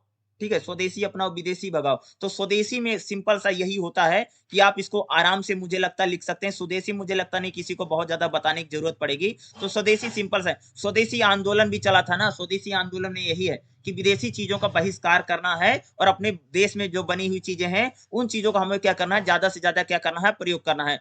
हमारे देश में जैसे खादी को बढ़ावा देना, स्वदेशी में क्या था? खादी को बढ़ावा देना है, सूत काटना है, इसको बढ़ावा देना है। ठीक है। और जो इंग्लैंड के बने कपड़े हैं, उनका हमें प्रयोग नहीं करना है। स्वदेशी में अगर आप देखोगे तो हमें अपनी भाषा को बढ़ावा देना है। ठीक है। हमारे रीति रिवाज को बढ़ावा देना है और हमारे जो देश में जो कल्चर है उसको अपनाना है। और बल्कि जो विदेशी चीजें, चाहे खान पान हो, चाहे पहनावा हो, उन चीजों का हमें क्या करना है? बहिष्कार करना है। तो स्वदेशी में मूलतः यही चीजें थी। अगर आप चैप्टर नंबर 5 देखेंगे तो स्वदेशी में यही आपसे पूछा जाएगा। स्वदेशी काफी इंपॉर्टेंट है। जैसे स्वदेशी में क्या था? हमारी जो गांव की अर्थव्यवस्था, उसको बढ़ावा देना, ये भी स्वदेशी में आता है। गांव एक प्रकार से आत्मनिर्भर बने, गांव के जो लोग हैं वह ज्यादा से ज्यादा स्वदेशी चीजों को अपनाएं। ठीक है। क्योंकि गांव ही सबसे पहले स्वदेशी बन सकते हैं। क्योंकि गांव की बनी चीजों को अगर हमारे देश के लोग यूज करेंगे, प्रयोग करेंगे, तभी तो हमारा जो गांव बनेगा, उसकी अर्थव्यवस्था एक बेहतर बनेगी। तो हमारे देश में जो छोटे छोटे कुटीर उद्योग हैं, छोटे छोटे जो हमारे यहाँ पर उद्योग धंधे चलते थे, उन उद्योगों में जो कपड़े बन रहे हैं, जो चीजें बनी या जो वस्तुएं बनी, हमें उन्हीं चीजों का, उन्हीं वस्तुओं का क्या करना चाहिए? प्रयोग करना चाहिए। और बड़ी संख्या में उन्हीं का हमें क्या करना चाहिए? यूज करना चाहिए। यही स्वदेशी है और यही पूरा स्वदेशी आंदोलन था। तो काफी इंपॉर्टेंट चैप्टर है, इससे आपको भी क्वेश्चन एग्जाम में देखने को जरूर मिल सकता है। ठीक है। चलिए अगला देख। हमारा चैप्टर नंबर 6 क्या है? सत्याग्रह। सत्य के प्रति आग्रह। महात्मा गांधी ने जो सारे आंदोलन किए उसमें सत्याग्रह किया है ना, यानी हमेशा हमें सच बोलना है, सत्य का साथ देना है। ठीक है। यही सत्याग्रह। सत्याग्रह क्या? सत्य और अहिंसा। सत्याग्रह में ये भैया सत्य और अहिंसा का पालन करना ही क्या है? सत्याग्रह है। सत्य और अहिंसा। अगर आप देखोगे ना, ब्रिटिश भारत में सत्याग्रह के कौन कौन से आंदोलन हुए, तो अगर आप देखो महात्मा गांधी की जितने आंदोलन, जैसे चंपारण सत्याग्रह है, खेड़ा सत्याग्रह है, अहमदाबाद मिल मजदूर सत्याग्रह है, बारदोली सत्याग्रह है, नमक सत्याग्रह है, व्यक्तिगत सत्याग्रह है। तो सत्याग्रह में होता क्या है, सत्य और अहिंसा के पथ पर ही चलना क्या होता है, सत्याग्रह होता है। महात्मा गांधी का एक विचार है सत्याग्रह, सत्य और अहिंसा, यानी हमेशा हमें सच के रास्ते पर चलना है और कभी भी हिंसा नहीं करनी है। आजादी की लड़ाई में जो सत्याग्रह था एक बहुत बड़ी चीज थी, ठीक है, यानी अंग्रेजों के खिलाफ हमें क्या करना है, धरना प्रदर्शन करना है, ठीक है, और सच्चाई का साथ देना है, सच का साथ देना है। दूसरा, सत्याग्रह में क्या है, हमें हिंसा नहीं करनी है। सत्य और अहिंसा का पालन या सत्य और अहिंसा के पथ पर ही चलना क्या होता है, सत्याग्रह होता है, ठीक है। यानी हमें बुरे कर्मों से बच, दुराग्रह क्या होता है, दुराग्रह का मतलब यानी हमें बुरे कर्मों से, बुरी चीजों से बच के रहना। और सत्याग्रह का, सत्य का आचरण करना ही क्या होता है, सत्याग्रह होता है, सत्य की बात मानना या अहिंसक बने रहना। और महात्मा गांधी की जितने आंदोलन है उसमें ज्यादातर अगर आप देखोगे सत्याग्रह आंदोलन है। सत्याग्रह क्या होता था, एक प्रकार से जाकर के इस आंदोलन में क्या होता है, महात्मा गांधी क्या करते थे, भूख हड़ताल करते थे, ठीक है। ज्यादातर सत्याग्रह में क्या भूख हड़ताल करना है, यही सत्याग्रह होता है। और इसमें यानी अहिंसक आंदोलन होते हैं सत्याग्रह में, क्या होते हैं, अहिंसक आंदोलन सत्याग्रह में होते हैं। यानी इन आंदोलनों में किसी प्रकार की हिंसा नहीं की जाती है, यानी बिल्कुल शांति के तरीके से, शांत तरीके से जाकर के क्या किया जाता है, सरकार के खिलाफ या जिस चीज के खिलाफ आंदोलन कर रहे हैं वहां पर जाकर के आंदोलन किया जाता है बिना हिंसा फैलाए, ठीक है। यही क्या होता है, सत्याग्रह होता है। और सत्याग्रह आपके लिए इंपॉर्टेंट हो सकता है, और एग्जाम में जो सत्याग्रह है इससे क्वेश्चन आपके एग्जाम में जरूर पूछा जा सकता है और आ सकता है सत्याग्रह को लेकर के, ठीक है। चलिए अगला देख लेते हैं, ठीक है। इसमें अगर इंपॉर्टेंट की बात करूं तो ब्रिटिश भारत में सत्याग्रह आंदोलन, ये आपके लिए इंपॉर्टेंट हो सकता है और इसमें से आपसे पूछा जा सकता है, ठीक है। या अगर आप देखो सत्याग्रह, सबने अवज्ञा और असहयोग क्या होता है, सत्याग्रह का मतलब सत्य और अहिंसा, और नागरिक अवज्ञा क्या मतलब, यानी नागरिक क्या करें, सरकार की जो आज्ञा उसका पालन ना करें। असहयोग का मतलब होता है यानी सरकार का सहयोग ना करना ही क्या होता है, असहयोग होता है। सरकार का सहयोग ना करना ही क्या है, असहयोग होता है। जैसे मान लो कि भाई असहयोग करें, जैसे मैं जो काम बोल रहा हूं आप उस काम को नहीं करें, इसका मतलब क्या है, आप असहयोग करें, मदद ना करना, हेल्प ना करना ही क्या होता है, असहयोग होता है। और महात्मा गांधी का मानना था कि जो अंग्रेजी सरकार जो चल रही भारत में, जो अंग्रेजी शासन है वह भारत के लोग उसका सहयोग कर रहे हैं, तभी अंग्रेज सरकार यहाँ चल रही। अगर हम लोग अंग्रेजों की मदद नहीं करेंगे, उनकी हेल्प नहीं करेंगे तो अंग्रेजी सरकार चल नहीं सकती है। इसलिए महात्मा गांधी कहना था कि हमें असहयोग करना चाहिए, अंग्रेजों का हमें बिल्कुल भी सहयोग नहीं करना चाहिए। अगर हम असहयोग आंदोलन करेंगे, असहयोग रहेंगे, तो अंग्रेजी सरकार जो है जल्दी यहां से जा सकती है और अंग्रेज भारत को जल्द से जल्द क्या कर सकते हैं, आजाद कर सकते हैं या स्वतंत्र कर सकते हैं। ये असहयोग होता है। नागरिक अवज्ञा, इन नागरिक आज्ञा का पालन ना करे, ठीक है, वही होती नागरिक अवज्ञा, यानी सरकार नागरिकों को जो काम करने को बोल रही है, नागरिक अपनी आज्ञा का पालन न करे। क्योंकि अंग्रेज की जो सरकार होती थी भारतीय से बहुत सारे, भाई हर सरकार सोचती है कि नागरिक हमारी बातों को माने। तो महात्मा गांधी का कहना यही था कि हमें अंग्रेजों की जो सरकार है हमें उनके चीजों को नहीं मानना चाहिए। अगर हम असहयोग करेंगे, नागरिक अवज्ञा करेंगे और सत्य और अहिंसा पर चलेंगे, यानी अहिंसक होकर के अगर आंदोलन करेंगे तो भारत को जल्द से जल्द क्या हो सकती है, स्वतंत्रता मिल सकती है, आजादी की लड़ाई जल्दी कामयाब हो सकती है। यही क्या होता है, असहयोग होता है, ठीक है। चलिए अगला देख नंबर 7 क्या है, ट्रस्टीशिप यानी न्यास। भाई न्यास का सिंपल सा मतलब अगर मैं बात करूं तो महात्मा गांधी का यही विचार था कि जो लोग बड़े बड़े उद्योगपति है, जो पूंजीपति हैं, वह गरीबों की मदद करें, ठीक है, या असहाय लोगों की मदद करें, वही ट्रस्टीशिप होता है, वही होता है न्यास, ठीक है। जैसे बड़े बड़े उद्योगपति है, इंडस्ट्री, जैसे आज सिंपल सी अगर हम ट्रस्टीशिप की बात करें तो ये जैसे अंबानी है, अडानी है, टाटा बिरला है, जो बड़ी बड़ी जो उद्योगपति हैं वो क्या करें, कुछ पैसा गरीबों की मदद करें या हेल्प करें, ये होता ट्रस्टीशिप और न्यास। क्योंकि महात्मा गांधी का कहना था कि जो बड़े बड़े उद्योगपति होते हैं वह समाज से ही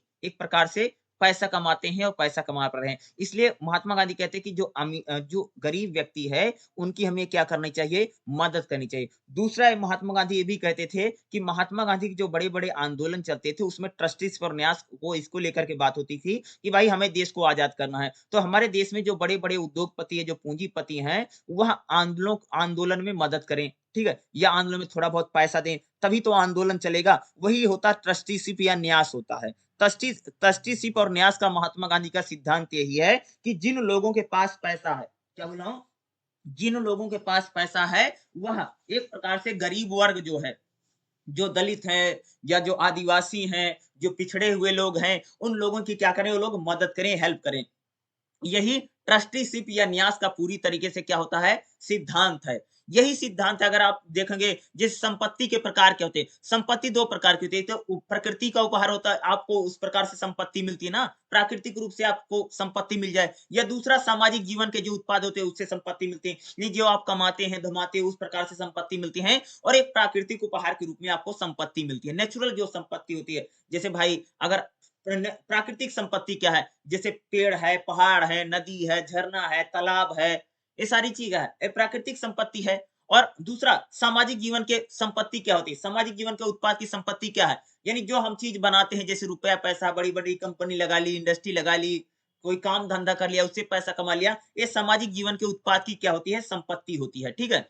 राज विन्यास न्यास क्या होता है, विनिमित न्यास क्या होता है, यानी हमारी जो सरकार है, हमारी जो सरकार है, उसके जो बड़े-बड़े उद्योगपति हैं, जो पूंजीपति हैं, वह लोग सरकार की मदद करें, ताकि सरकार गरीबों की मदद कर सके। यह एक न्यास का सिद्धांत है। देखो भाई, पैसा किसके पास है? पैसा उद्योगपतियों के पास है, पैसा पूंजीपतियों के पास है। तो महात्मा गांधी का यही सिद्धांत है कि जो पूंजीपति हैं, जो उद्योगपति हैं, वह सरकार को थोड़ा बहुत पैसा दें, रुपया दें, ताकि सरकार जो है वह गरीबों की मदद कर सके। असहाय लोग जो हैं, जो आदिवासी हैं, या जो दलित हैं, या जो बेरोजगार हैं, या जो असहाय लोग हैं, उनकी मदद हो सके। यही ट्रस्टीशिप और यह कह सकते हैं न्यास का क्या है, हमारा पूरा सिद्धांत है। यह न्यास से भी आपके क्वेश्चन जरूर एग्जाम में पूछा जा सकता है। 7वां चैप्टर काफी इंपॉर्टेंट है। इसमें जैसे अगर आप देखो न्यास क्या होता है, न्यास यह आ सकता है, या संपत्ति के प्रकार क्या है।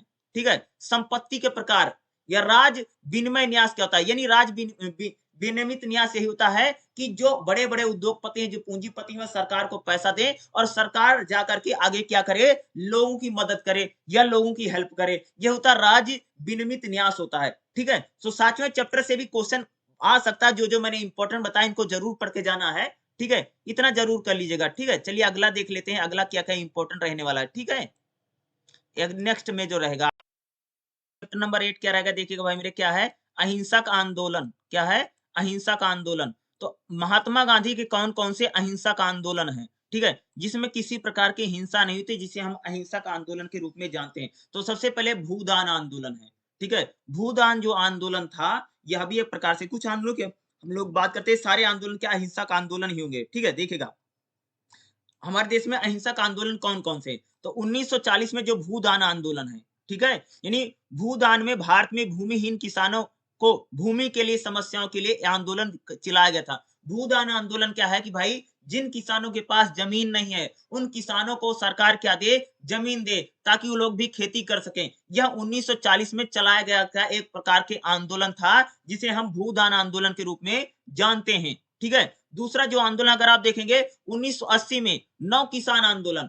अगर नौ किसान आंदोलन की शुरुआत ऐसे समय जब भारत में कृषि की व्यवस्था पूर्णतः जर्जर हो चुकी थी। इसका प्रारंभ तब हुआ जब व्यवसाय की परिस्थितियां कृषि के बिल्कुल क्या थी, विपरीत थी। अगर हम नौ किसान आंदोलन की बात करें तो नौ किसान आंदोलन 1980 में चला गया था, और वह किसानों की जो समस्या है, उन समस्याओं का समाधान हो, यह भी पूरी तरीके से क्या था, अहिंसक आंदोलन है। क्या है, यह भी क्या है, एक प्रकार का पूरा अहिंसक आंदोलन था, जिसे हम लोग नौ किसान आंदोलन के रूप में जानते हैं, जो कि 1980 में चलाया गया था। ठीक है, यह एक प्रकार से किसानों की जो समस्याएं हैं, उन समस्याओं को दूर किया जा सके। ठीक है, और 1973 का चिपको आंदोलन है। चिपको आंदोलन है जिस पर लोग जाकर के पेड़ों पर चिपक जाते थे। ठीक है, ये महिला आंदोलन भी आएगा। अगर चिपको आंदोलन जो है, यह भी क्या है, एक प्रकार का अहिंसक आंदोलन है। ठीक है, जिसपे लोग, ये कहा, ये उत्तराखंड गढ़वाल में चलाया गया आंदोलन था, जिसमें लोगों ने बोला था कि हम जंगलों को या पेड़ों को कटने नहीं देंगे, और लोग जाकर के पेड़ों से चिपक जाते हैं। तो चिपको आंदोलन भी क्या है, एक प्रकार के, क्या भाई मेरे, अहिंसक आंदोलन है। उसी प्रकार से 1970 का जंगल बचाओ आंदोलन क्या है, 1970 में जब सरकार ने साल के वनों को, काफी मूल्यवान लकड़ी को काटने के लिए हस्तांतरित किया था, तो बिहार के आदिवासियों ने इसका विरोध किया था, और संख्या में बाहर निकले थे। यानी जंगल बचाओ आंदोलन किसने चला था, 1970 में आदिवासियों के द्वारा चलाया हुआ आंदोलन था। यह भी अहिंसक आंदोलन है। ठीक है, उसके बाद अगर आप देखेंगे 1970-80 में शांत घाटी आंदोलन है, जिसको हम साइलेंट वैली आंदोलन के रूप से जानते हैं, कि जहां पर केरल में भाई वहां पर एक बिजली संयंत्र लगना था, जिसका लोगों ने क्या किया था, एक प्रकार से विरोध किया था। इंदिरा गांधी की सरकार लेकर के आई थी। तो शांत घाटी जो आंदोलन है, जिसको हम साइलेंट वैली आंदोलन के नाम से जानते हैं, यह भी अहिंसक आंदोलन की श्रेणी में आता है। उसी प्रकार से 1885 में नर्मदा बचाओ आंदोलन, क्या है, नर्मदा बचाओ जो आंदोलन, जो नर्मदा नदी को बचाने के लिए एक आंदोलन है, ठीक है। अगर आप देखेंगे यह भी क्या कैसा आंदोलन है, यह भी अहिंसक आंदोलन की ही कैटेगरी में आता है, नर्मदा बचाओ आंदोलन, ठीक है। और उसी प्रकार से देखोगे शराब विरोधी आंदोलन जो है, ठीक है, अर्क विरोधी, अर्क और शराब विरोधी जो आंदोलन है, यह मादक पदार्थ या नशीले पदार्थों को बंद करने को लेकर के जो महिलाओं ने आंदोलन किया था, यह भी क्या है, अहिंसक आंदोलन की श्रेणी में आता है। यह 1993-94 में आंध्र प्रदेश और तमिलनाडु और केरल के आसपास खूब हुआ था शराब विरोधी आंदोलन, ठीक है, इसको लेकर के, ठीक है। ये सारे अन्ना हजारे का जो आंदोलन, भ्रष्टाचार विरोधी आंदोलन 2011 में जन लोकपाल बिल वाला जो आंदोलन है, यह भी क्या था, अहिंसक आंदोलन है। कैसा अहिंसक आंदोलन है, अन्ना हजारे ने किया ना था 5 अप्रैल 2011 को जंतर मंतर में, जिसमें केजरीवाल है। भ्रष्टाचार को लेकर के अन्ना हजारे का जो आंदोलन, जो भूख हड़ताल की थी, यह भी कैसा आंदोलन, अगर आप देखेंगे तो जन लोकपाल बिल को लेकर के आंदोलन हुआ था, और यह भी अहिंसक आंदोलन है।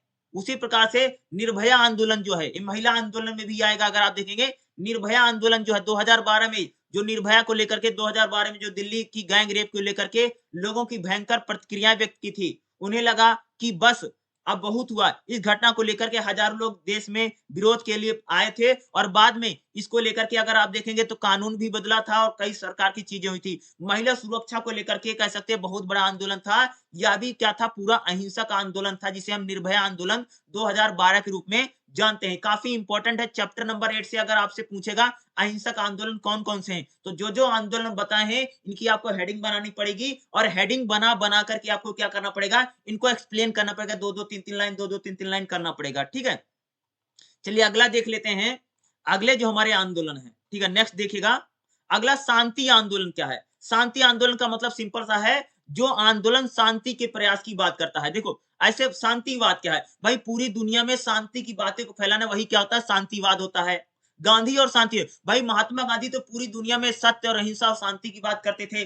भाई पूरी दुनिया में शांति रहे, कहीं पर युद्ध ना हो, कहीं पर लड़ाई हो, कहीं पर झगड़ा ना हो, यही तो क्या है, शांतिवाद है, ठीक है। क्या है, यही तो शांतिवाद है। और शांति आंदोलनों की हम लोग थोड़ी सी बात कर लेते हैं, ठीक है। शांतिवाद क्या, पूरी दुनिया में शांति हो, सद्भाव है, लोग मिलजुल करके रहें, यही शांतिवाद है, ठीक है। और महात्मा गांधी क्या थे, शांति के बहुत बड़े समर्थक हैं, पूरी दुनिया में भाई शांति बनी रहे, ठीक है, यही है शांति या शांतिवाद है।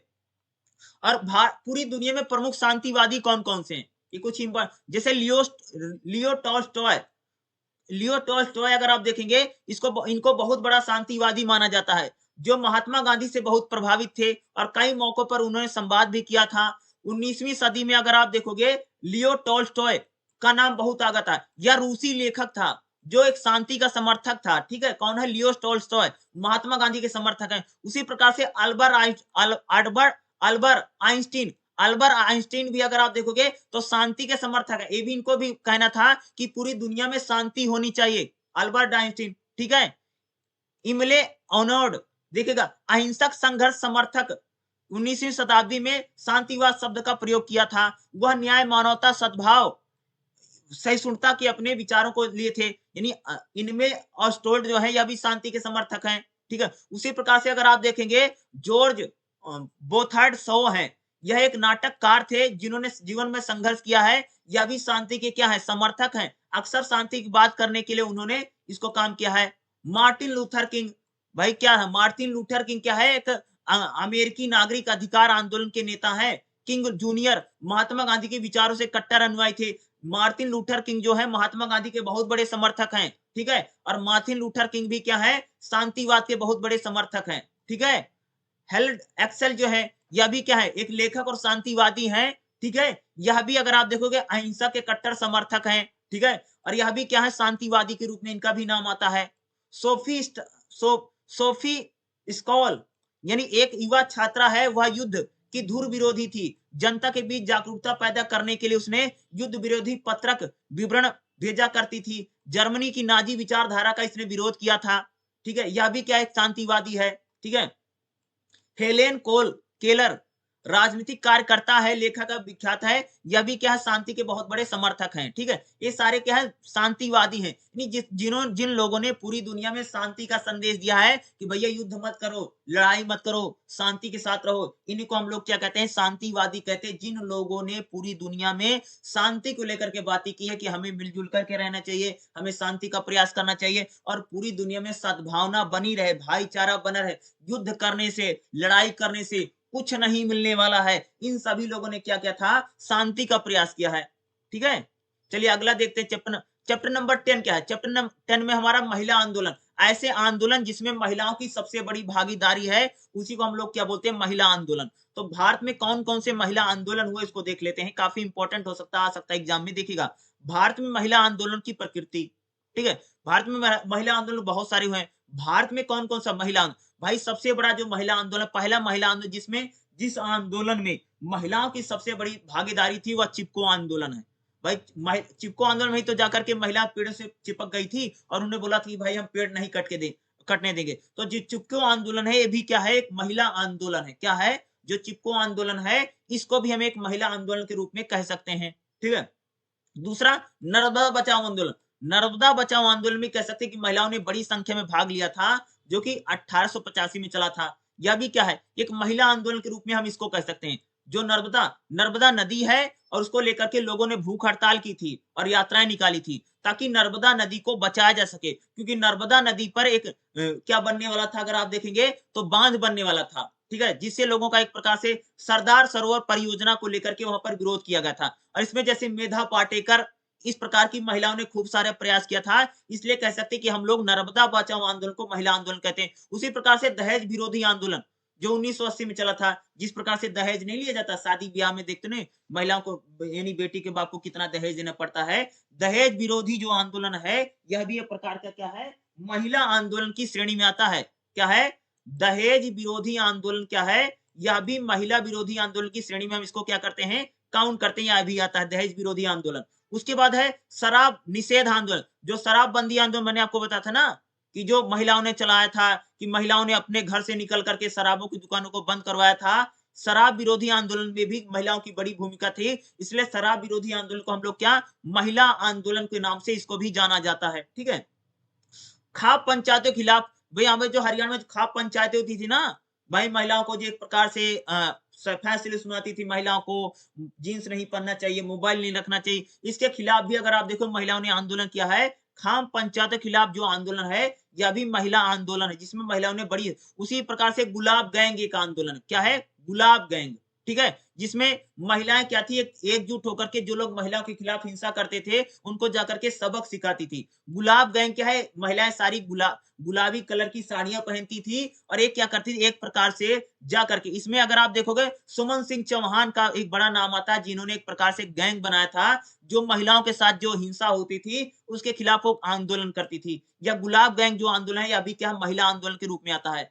मणिपुर में अगर आसफा जो आंदोलन है, नग्न विरोध का जो आंदोलन है, यह भी एक प्रकार का क्या है महिला आंदोलन है। निर्भया आंदोलन मैंने आपको शुरू में ही बताया था, निर्भया आंदोलन जो 2012 दिसंबर में दामनी को लेकर के हुआ था, यह भी क्या महिला आंदोलन है, ठीक है, जिसमें महिलाओं की भी क्या थी एक बड़ी भागीदारी थी। तो कौन कौन से महिला आंदोलन हुए हैं ये आपसे जरूर पूछा जा सकता है। तो सारे महिला आंदोलन कौन कौन से, उनके आपको सबसे पहले हेडिंग बनाना पड़ेगा और हेडिंग बना करके फिर क्या करना पड़ेगा उनको एक एक लिखना पड़ेगा, ठीक है, काफी इंपॉर्टेंट और आपके एग्जाम में आ सकता है। उसी प्रकार से अगर आप देखोगे ना इसको जरूर पढ़ना। भाई शाहबानो का मामला 1985 में शाहबानो का मामला आया था, जिसमें बोला गया था कि शाहबानो को गुजारा भत्ता देना पड़ेगा, ठीक है, शाहबानो का मामला ये महिला है। उसी प्रकार से 3 तलाक का जो है तुम सबने सुना कि मोदी जी ने 2016 में 3 तलाक को खत्म कर दिया था, ठीक है, जो मुस्लिम समाज में तलाक तलाक तलाक देकर के महिलाओं को तलाक दिया था, तलाक को जो खत्म कर दिया। भाई कोई व्हाट्सएप पर तलाक देता था, कोई फेसबुक पर तलाक देता था, इस प्रकार से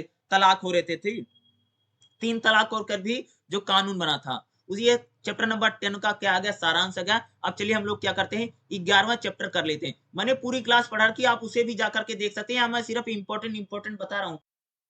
नेक्स्ट चैप्टर क्या है, चैप्टर नंबर 11 देखिएगा, पर्यावरण संबंधी आंदोलन, यानी ऐसे कौन कौन से आंदोलन हैं जो पर्यावरण को लेकर के किए गए हैं। अगर मैं सिंपल सी बात कहूँ पर्यावरण को लेकर के कौन कौन से आंदोलन अगर आप देखोगे, जैसे चिपको आंदोलन है पर्यावरण आंदोलन, क्योंकि ये क्या है भाई, पेड़ों की कटाई को लेकर के आंदोलन किया गया था, इन्वायरमेंट को लेकर के आंदोलन है। तो चिपको आंदोलन क्या है? एक पर्यावरण आंदोलन है। उसी प्रकार से नर्मदा बचाओ जो आंदोलन है, क्या है? जो नर्मदा बचाओ आंदोलन है, ये भी क्या है? एक प्रकार से पर्यावरण आंदोलन की कैटेगरी में आता है। साइलेंट वैली आंदोलन, साइलेंट वैली शांत घाटी हम जिसको बोलते हैं कि जहाँ पर एक अगर आप देखोगे बिजली बनने के लिए वहाँ पर परियोजना लगनी थी, इसको लेकर के वहाँ पर आंदोलन किया था। जल संरक्षण, पानी बचाओ आंदोलन क्या है? यह भी क्या अगर आप देखेंगे तो कैसा आंदोलन है? पर्यावरण आंदोलन। उसी प्रकार से ग्रीन पीस आंदोलन, ठीक है? ग्रीन पीस जो आंदोलन है ये भी क्या है? पर्यावरण आंदोलन है। तो खास तौर से अगर आपके एग्जाम में पूछेगा पर्यावरण आंदोलन, तो जैसे चिपको आंदोलन है, नर्मदा बचाओ आंदोलन है, साइलेंट वैली आंदोलन है, ये सारे आंदोलन अगर आप देखो इन्वायरमेंट में क्या है? पर्यावरण को लेकर के काम किए गए हैं, ठीक है? ज्यादातर अगर आप देखो, जैसे अगर आप देखो टिहरी बांध को लेकर जो आंदोलन किया था, ठीक है भाई, बांध को देखो, कहीं किसी नदी पर अगर बांध बनता है उसको लेकर के आंदोलन खूब सारा होता है। क्यों होता है? क्योंकि बांध बनने से क्या होता है, लोगों का बहुत ज्यादा विस्थापन होता है। नदी को बांधना, बांध का मतलब समझते हो, नदी को बांधना। और भारतीय धर्म में अगर आप देखोगे, हिंदू धर्म में क्या है? नदी को बांधना बड़ा खराब माना जाता है, ठीक है? इसलिए बांध को, जब कहीं पर बांध बनता है, देखो जैसे कहीं पर बांध बनेगा नदी पर ना, तो बहुत सारे आसपास के लोगों को वहां से हटाया जाएगा, कहीं पर दूर ले जाएगा, बसाया जाएगा, तब उस प्रकार से आंदोलन होता है। और बांध बनने से क्या, इन्वायरमेंट को बहुत ज्यादा एक प्रकार से नुकसान पहुंचता है, ठीक है? तो ज्यादातर जब नदियों पर बांध बनते थे, उस टाइम खूब सारे आंदोलन हमारे देश में। दूसरा जैसे चिपको आंदोलन है, जब पेड़ों की कटाई होती थी, जैसे चिपको आंदोलन है अगर आप देखोगे, या साइलेंट वैली आंदोलन है। साइलेंट वैली आंदोलन भी अगर आप देखेंगे, चिपको आंदोलन, दोनों आंदोलन लगभग सेम जैसे हैं। सेम मैं इनको क्यों बोला है? क्योंकि दोनों की सिचुएशन लगभग सेम है। चिपको आंदोलन में क्या है कि भाई उत्तराखंड गढ़वाल में क्या पेड़ काटे जा रहे थे, पेड़ों की कटाई को लेकर के आंदोलन है। और दूसरा अगर आप देखेंगे जो साइलेंट वैली आंदोलन है, साइलेंट वैली आंदोलन में अगर आप देखेंगे, शांत घाटी है, वहां पर एक विद्युत परियोजना लगनी थी, ठीक है? उसको लेकर के वहां पर आंदोलन किया गया था। तो जैसे अगर आप देखो, चिपको आंदोलन, नर्मदा बचाओ आंदोलन, साइलेंट वैली आंदोलन, जल संरक्षण आंदोलन और ग्रीन पीस आंदोलन, ये सारे आंदोलन जो है क्या है?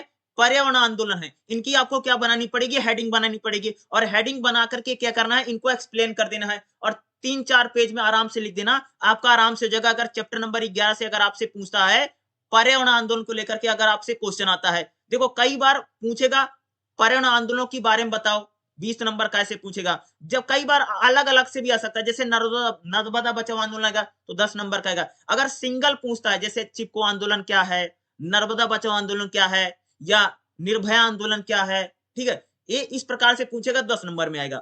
और जब 20 नंबर में पूछा जाता है ना, तो पूरा ही पूछा जाएगा कि आपको सारा बताना पड़ेगा। जैसे पूछेगा कि भाई अहिंसक आंदोलन क्या है, या महिला आंदोलन के बारे में बताओ, तो महिला आंदोलन जितने हैं आपको सारे बताने पड़ेंगे।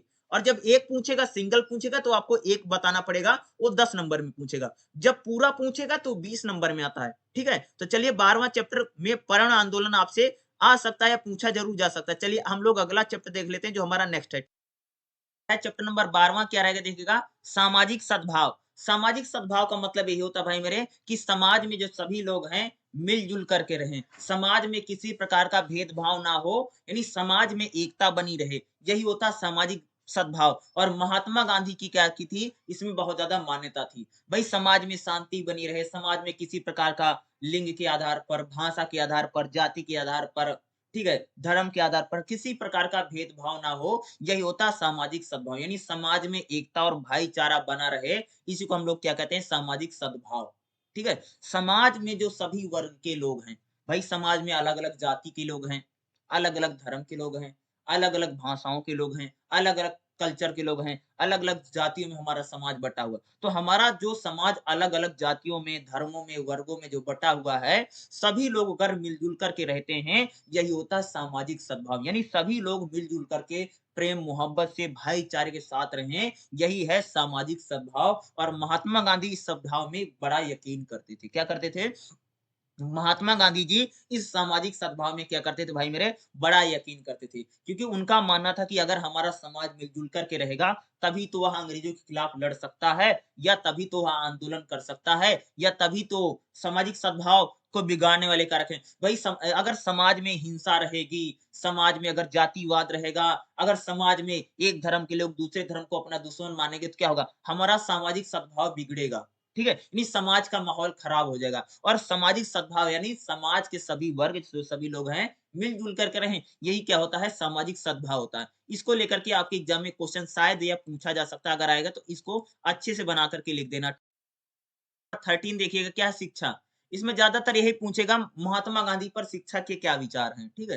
तो भाई महात्मा गांधी अगर आप देखेंगे जो हमारी देश की शिक्षा उसका प्रसार करने की बात करते थे और महात्मा गांधी जो अंग्रेजी शिक्षा के हमें खिलाफ दिखाई देते हैं। तो शिक्षा का अर्थ क्या है? भाई शिक्षा का संकीर्ण अर्थ क्या होता है कि आज की जो शिक्षा अगर आप देखेंगे ना तो भार आज की जो शिक्षा व्यवस्था है ना उन लोगों को एक प्रकार से कलंक बना रही है, ठीक है? नौकरी तक ही सीमित रखती है। शिक्षा का एक संकीर्ण अर्थ है कि आज के समय की जो लोग हैं शिक्षा का संकीर्ण यानी समुचित यही तो होता है। हम लोग सिर्फ इसलिए शिक्षा ले रहे हैं ताकि हमको एक नौकरी मिल जाए या कोई रोजगार मिल जाए, शिक्षा। बल्कि शिक्षा का व्यापक अर्थ क्या होता है कि हम लोग जाने, समझे, ज्ञान बढ़े, हमारा नॉलेज बढ़े। या शिक्षा का क्या होता है व्यापक अर्थों में क्या शिक्षा है? इस समाज के लोग शिक्षित हों, मिलजुल कर रहें, सत्य अहिंसा में विश्वास रखें या क्या है शिक्षा का व्यापक उद्देश्य है। क्या है? यही शिक्षा का क्या होता है व्यापक उद्देश्य होता है। आप समझ भारत में जो शिक्षा है वह नौकरी के लिए नहीं थी, रोजगार के लिए नहीं थी, बल्कि भारत की जो शिक्षा की बात करते हैं, ज्ञान की बात करते हैं। ज्ञान और विज्ञान की बात करता है भारत की जो शिक्षा है और व्यापक अर्थों में शिक्षा का यही मतलब है। और शिक्षा का संकीर्ण अर्थों में अर्थ क्या होता है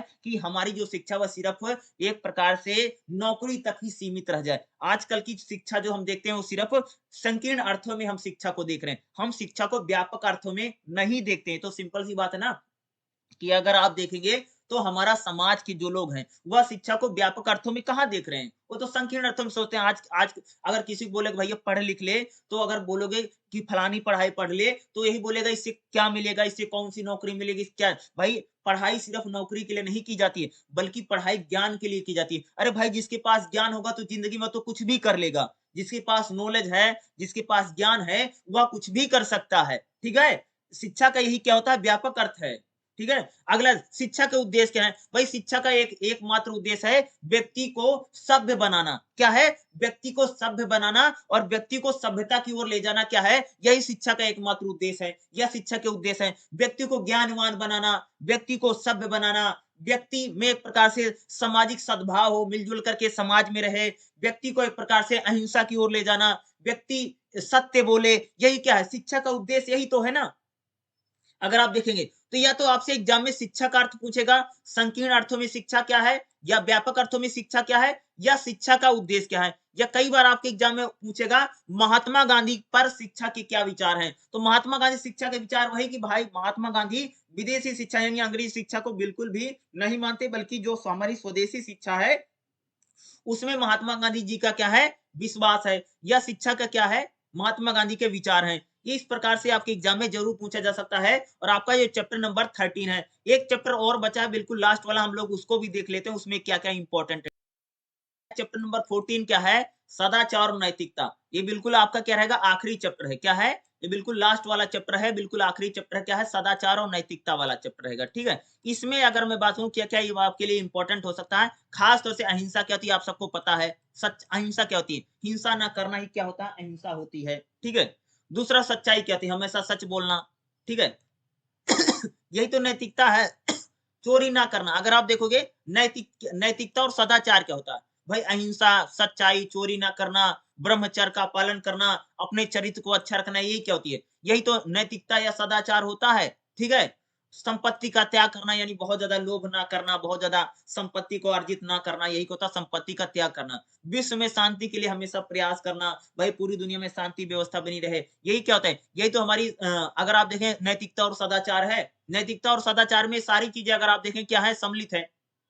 भाई हमें हिंसा नहीं करनी चाहिए, ठीक है? और हमें कोई भी अगर किसी भी व्यक्ति का विरोध करना है तो हमें हिंसक तरीके से नहीं बल्कि हमें अहिंसक तरीके से विरोध करना चाहिए। हमें सदा सत्य बोलना चाहिए या सत्य का पालन करना चाहिए। क्या है? यही सच्चाई है। कभी भी चोरी नहीं करनी चाहिए। चोरी किसी प्रकार की भी चोरी हो, विचारों की चोरी हो, सामान की चोरी हो या कोई वस्तु की चोरी हो, हमें कभी भी चोरी नहीं करनी चाहिए। ब्रह्मचर्य का पालन करना चाहिए। क्या? कम से कम 25 वर्षों तक हमें क्या करना चाहिए? ब्रह्मचर्य का क्या करना चाहिए? पालन करना चाहिए, ठीक है? यानी हमें बुरी संगत में नहीं पड़ना चाहिए। ब्रह्मचर्य का पालन, संपत्ति का त्याग ही कि हमें फालतू या नाजायज बहुत ज्यादा भोग विलास के लिए संपत्ति अर्जित नहीं करनी चाहिए, हमें संपत्ति का त्याग करना चाहिए। अगर हमारे पास संपत्ति है तो हमें दूसरे लोगों की मदद करनी चाहिए ज्यादा से ज्यादा। चरित्र क्या है, हमें अपना कैरेक्टर है, जो हमारा चरित्र है वो हमेशा क्या करना चाहिए, हमेशा अच्छा रखना चाहिए। हम भाई अगर होता है ना कि अगर किसी का चरित्र गया तो सब कुछ चला गया, आपका स्वास्थ्य गया तो लौट आएगा, आपका पैसा गया तो वापस आएगा, लेकिन अगर किसी व्यक्ति का चरित्र गया तो वह कभी भी वापस नहीं आएगा। क्या बोलो, अगर किसी व्यक्ति का चरित्र गया तो वह कभी भी वापस नहीं आएगा। चरित्र निर्माण पर भी अगर आप देखिए हमें ध्यान देना है। विश्व में शांति का हमें क्या करना चाहिए, प्रयास करना चाहिए। विश्व में हमेशा शांति बनी रहे और विश्व में सभी लोग मिलजुल कर रहें, शांति का क्या करना चाहिए, हमें प्रयास करना चाहिए। ठीक है, ये क्या है, यही नैतिकता और सदाचार के क्या है, नियम है। ठीक है, इस प्रकार से अगर आप देखेंगे तो चैप्टर नंबर 1 से लेकर के चैप्टर नंबर 14 तक जितने भी इंपॉर्टेंट चैप्टर थे वो मैंने सिर्फ आपको बताने का प्रयास किया है और थोड़ा थोड़ा मैंने आपको सिर्फ समझाने का प्रयास किया, ताकि आप लोग इस पूरे चैप्टर को, पूरी बुक को अच्छी तरीके से समझ सकें और अच्छी तरीके से जान सकें। अगर आपका कोई सवाल है तो आप मेरे से जरूर पूछ सकते हैं। कोई भी क्वेश्चन होगा तो आप मेरे को कमेंट करके जरूर बता दीजिएगा। जो जो इंपॉर्टेंट था मैंने सिर्फ आपको समझाने का प्रयास किया। क्या क्या है, मैंने आपको सिर्फ समझाया है।